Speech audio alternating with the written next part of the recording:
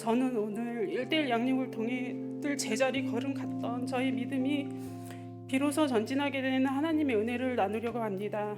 저는 모태신앙은 아니지만 어린 시절의 기억이 온통 교회 일들로 가득할 만큼 공동체 안에서 성장했습니다.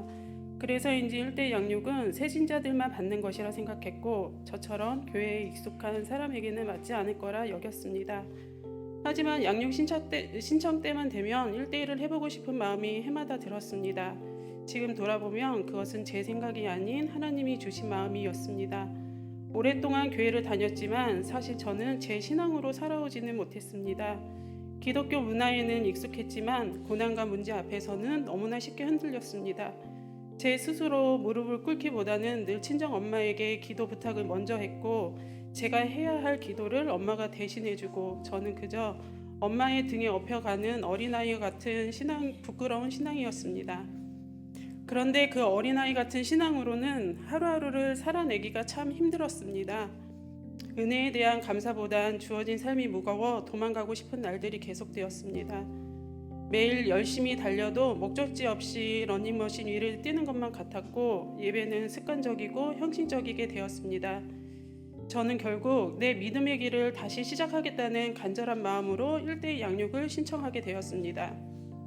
공교롭게도 양육이 시작되자마자 제 힘으로는 도저히 감당할 수 없는 시련이 찾아왔습니다. 가정 내 문제가 커지면서 과연 16주의 가정을 마칠 수 있을지 두려웠습니다. 하지만 하나님께서 저를 책임져 주시고 제 마음을 만져주시리라는 기대로 한 주 한 주 버텼습니다. 삶은 정말 힘들었지만 1대1 양육은 말씀과 기도로 그 고통을 견뎌낼 힘을 공급받는 통로가 되었습니다. 양육 시간을 통해 무능력한 저의 문제 너머에 계시는 전지전능하신 하나님을 만났습니다. 고아와 가부처럼 버려진 것만 같던 상황 속에서도 자신의 생명을 내어주며 저를 구원하신 예수님을 다시 바라보게 되었습니다. 아무것도 할 수 없는 저에게 성령님은 살아갈 능력을 주셨고 제 심령은 조금씩 회복되기 시작했습니다. 이전에는 흩어진 퍼즐 조각처럼 느껴졌던 복음의 진리들이 1대1을 통해 하나의 큰 그림으로 완성되어 갔습니다. 예수님은 이제 제 옛 이야기 속 주인공이 아니라 제가 걸을 수 없을 때 곁에서 동행하시는 나의 주님이 되셨습니다. 더 이상 엄마에게 업혀가는 길이 아닌 저 스스로 예수님과 동행하며 걷는 믿음의 길을 열어주신 것입니다.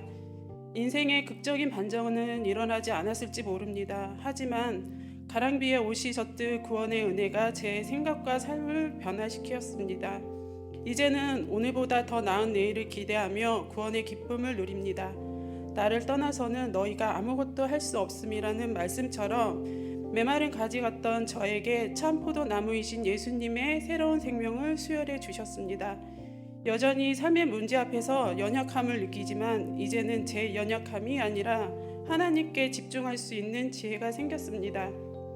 혹시 저처럼 오랜 신앙생활로 무뎌진 채 확신 없이 제자리 걸음을 하신 분이 계신가요? 제 부끄러운 고백이 여러분에게 새로운 도전이 되기를 소망합니다. 저를 붙드시고 인도하신 하나님께 모든 감사와 영광 돌려드립니다.